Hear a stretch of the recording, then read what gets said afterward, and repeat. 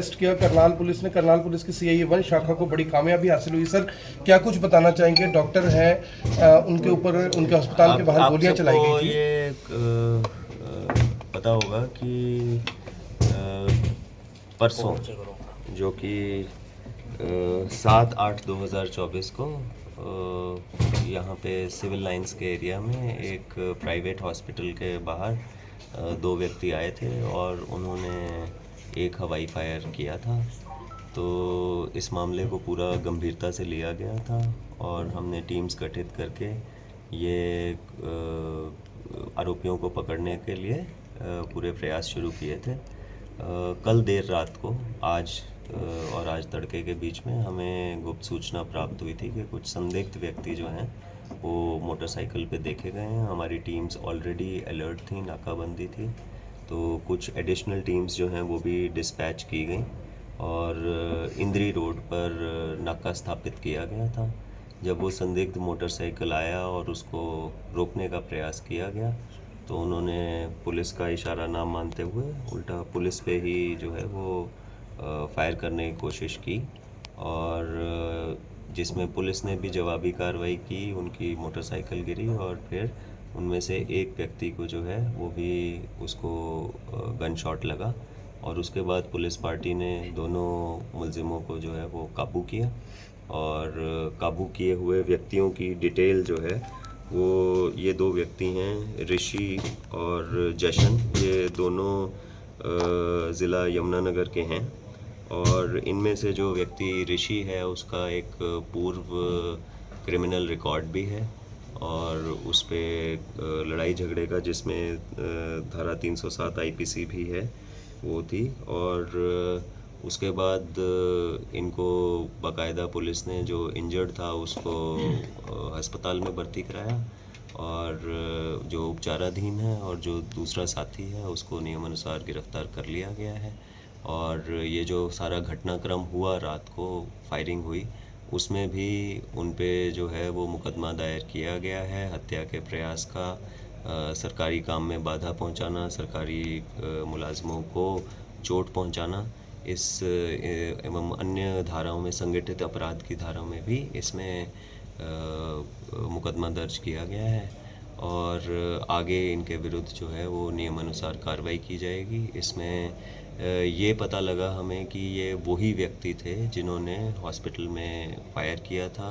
उनसे शुरुआती पूछताछ में ये कंफर्म हुआ और जो उस हवाई फायर वाले वारदात में इस्तेमाल मोटरसाइकिल था वो भी बरामद किया गया और इनसे जो है वो 2 अवैध पिस्टल्स, 2 मैगजीन्स और जो है वो 5 राउंड 2 खोल ये भी इनसे बरामद किए। कितने दिन का पुलिस रिमांड लिया है इसे? पुलिस रिमांड अभी इनको पेश किया है। इनका कितने दिन का है? इनको 6 दिन का जो है वो रिमांड पुलिस ने इनका 6 दिन का रिमांड लिया है। सर ये दोनों कहाँ के रहने वाले हैं? पीछे मास्टरमाइंड कौन है सर? क्योंकि देखिए ये सारी इन्वेस्टिगेशन जो है वो चल रही है, पर जो आपके माध्यम से मैं मैसेज देना चाहता हूँ वो बहुत क्लियर है कि कोई भी ऐसा अगर दुस्साहस करेगा तो पुलिस उसमें ना केवल जो इस प्रकार से फायर कर रहे हैं उन पे कार्रवाई करेंगे, पर इस नेटवर्क से जुड़े हुए जितने भी व्यक्ति हैं पूरी तह तक जाकर, चाहे वो किसी भी प्रत्यक्ष या परोक्ष रूप से उनके साथ जुड़े हुए हैं इस नेटवर्क में, उन पे सख्त से सख्त कार्रवाई की जाएगी। और हमारी पुलिस टीम जिसमें मुख्य तौर पर CIA 1 जिनके इंचार्ज सब इंस्पेक्टर अनिल हैं और बाकी साथी जो थे उन्होंने बहुत साहस का परिचय दिया। हमारी टीम पूरी तरह से मोटिवेटेड है। आइंदा भी अगर कोई भी व्यक्ति ऐसा दुस्साहस करता है उसके विरुद्ध सख्त से सख्त कार्रवाई की।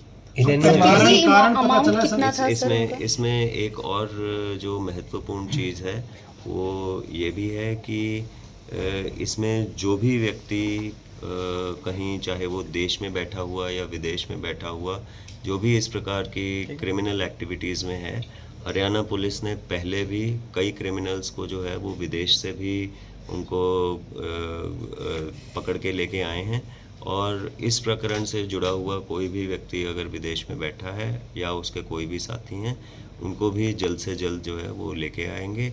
और ये जितने भी इनकी नेटवर्क से जुड़े हुए लोग हैं उनको जड़ से ख़त्म किया जाएगा। और मेरा एक और संदेश सभी युवाओं से भी है, क्योंकि काफ़ी युवाओं को बरगलाकर और उनको झूठा प्रलोभन देकर उनसे इस प्रकार की हरकतें, इस प्रकार के काम करवाए जाते हैं। तो मेरा उनको भी सलाह है, क्योंकि ये जो कुछ क्रिमिनल माइंड के व्यक्ति हैं, ये केवल और केवल उनको इस्तेमाल करके, यूज़ एंड थ्रो करके उनसे इस प्रकार के काम करवा रहे हैं और उनको इस प्रकार की एक्टिविटीज़ में संलिप्त कर रहे हैं। तो उन सब से भी, सभी युवाओं से मेरा अपील है कि इनके झांसे में ना आए, क्योंकि ना केवल उनके विरुद्ध कार्रवाई होगी, बल्कि उनसे जुड़े हुए जो भी व्यक्ति हैं उन पे भी होगी। और इसके साथ जब जो ये व्यक्ति पकड़े जाते हैं, उनके भी पीछे जो परिवार होते हैं हमें बाद में भी मिलते हैं और वो कहते हैं कि जी उनसे गलती हो गई, पर तब तक बहुत देर हो चुकी होती है। सर, करनाल के लोगों को कुछ एश्योर करना चाहेंगे? करनाल के लोगों बहुत डरे हुए को हैं, करनाल पुलिस के को लोगों रिपोर्ट को पूरी तरह से ये एश्योरेंस है कि उनकी सेफ्टी, सिक्योरिटी के लिए जो जो कदम उठाए जाने हैं वो पूर्ण रूप से उठाए जाएंगे।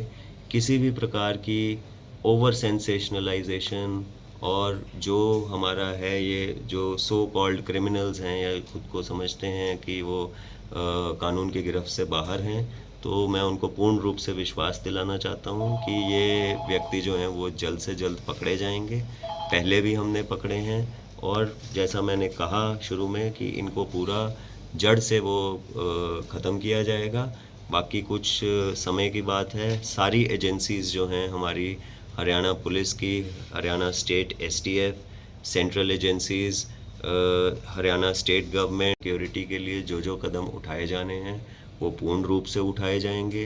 किसी भी प्रकार की ओवर सेंसेशनलाइजेशन और जो हमारा है, ये जो सो कॉल्ड क्रिमिनल्स हैं या खुद को समझते हैं कि वो कानून की गिरफ्त से बाहर हैं, तो मैं उनको पूर्ण रूप से विश्वास दिलाना चाहता हूँ कि ये व्यक्ति जो हैं वो जल्द से जल्द पकड़े जाएंगे। पहले भी हमने पकड़े हैं और जैसा मैंने कहा शुरू में कि इनको पूरा जड़ से वो ख़त्म किया जाएगा। बाकी कुछ समय की बात है। सारी एजेंसीज़ जो हैं हमारी, हरियाणा पुलिस की, Haryana state STF, central agencies, Haryana state government, union government और उनकी सभी एजेंसीज़ जो हैं वो मिल के काम कर रही हैं। और मुझे नहीं लगता कि अब कोई भी ऐसा जो क्रिमिनल है वो ज़्यादा लंबे समय तक इसमें काम कर पाएगा। और मीडिया के साथियों से भी हमारी विशेष अपील है कि जो भी इनको ओवर सेंसेशनलाइज करते हैं या इनको जो जिस प्रकार से हम ज़रूरत से ज़्यादा जो हम तवज्जो देते हैं, उससे जो आपने प्रश्न पूछा कि करनाल की जनता और करनाल वासियों के लिए हम भी उतने ही चिंतित हैं और पूर्ण रूप से उनकी सिक्योरिटी और सेफ्टी का ध्यान रखा जाएगा। जो छोटा मोटा कोई क्रिमिनल होगा भी, उनको भी जल्द से जल्द ओवर पावर करके समाप्त किया। सर, प्रिंस और कुछ पैसे कहाँ के रहने वाले सर, कहाँ के रहने वाले ये दोनों युवक? ये दोनों युवक जो हैं ये यमुनानगर के रहने वाले हैं। एक ऋषि विश्वकर्मा कॉलोनी यमुनानगर का है और जशन जो है वो भी तिलक नगर यमुनानगर। सर, इनको कुछ पैसे मिल गए थे, इनको कुछ पैसे मिल गए थे या कुछ और मिलने थे? देखिए, ये सारी विषय जो हैं ये इन्वेस्टिगेशन में है। जैसे मैंने बताया कि एक आरोपी जो है वो मुठभेड़ में उसको गोली लगी है, वो अभी अस्पताल में उपचाराधीन है। दूसरे से भी अभी हमने कुछ समय पहले ही कोर्ट से रिमांड लिया है और उस रिमांड में हम तसल्ली से ये जो सारे प्रश्न हैं इन्वेस्टिगेशन के, इनको क्लियर करेंगे और एक एक व्यक्ति तक पहुंच के मामले की तय तक जाना शुरू करेंगे। सर, डॉक्टर से कितनी फिरौती मांगी करते हैं सर ये गई? डराने डॉक्टर के से कितनी लिए? फिरौती मांगी गई? देखिए, जो फिरौती वाला मामला है, अब हम डॉक्टर को भी इसमें शामिल करेंगे और एक बार सारा जो एविडेंस है उनको इकट्ठा करेंगे और जैसी जैसी डिटेल्स आएंगी, अब तक की जो हमारे पास डिटेल्स हैं वो हमने शेयर कर दी। आगे की जो डिटेल्स हैं वो आपके साथ दोबारा शेयर की जाएंगी और बाकी डिटेल्स जो हैं वो प्रेस नोट के माध्यम से सर, कोई आपको लॉरेंस मिल धूरी गैंग का नाम बीच में आ रहा था सर? जी, गोली किसको लगी है दोनों में से सर? ये जो अभी इसमें हताहत हुआ है ये ऋषि उर्फ गोलू पुत्र नरसिंह, विश्वकर्मा कॉलोनी इन्होंने यमुनानगर कहीं जो और है। भी वारदात को अंजाम देना था सर? देखिए, ये मैंने आपको कहा कि ये सारे प्रश्न जो हैं ये फर्दर इन्वेस्टिगेशन में हमने जो हैं वो अपने जो भी हमारे इनके संभावित ठिकाने हैं या जिन जिन एरियाज़ को हमने स्ट्रेंथन करना है उनको सिक्योरिटी के माध्यम से हम कर रहे हैं। इंटेलिजेंस एजेंसीज़ के साथ भी मिलके ये देखा जा रहा है कि कौन से हमारे पॉसिबल वीक स्पॉट्स हैं और हम लगातार पुलिस की जो हमारा सेफ्टी सिक्योरिटी अरेंजमेंट्स हैं उनको रिव्यू कर रहे हैं। अब तक की जितनी हमारी इंफॉर्मेशन थी इन्वेस्टिगेशन की वो आपके साथ साझा कर ली गई और जो यूथ के लिए अपील है वो भी मैं मानता हूं कि आपके माध्यम से प्रत्येक व्यक्ति लास्ट तक सवाल पहुंचेगी। है, शुक्रिया। जिसने गोली चलाई थी सर वो कौन था इन दोनों में से जिसने हॉस्पिटल के बाहर गोली ये चलाई जो ऋषि उर्फ गोलू है, अब तक की इन्वेस्टिगेशन में ये आया है कि ऋषि उर्फ गोलू जो है वो ही उसने एक हवाई फायर जो है वो वहाँ पे thank you sir. Thank you sir.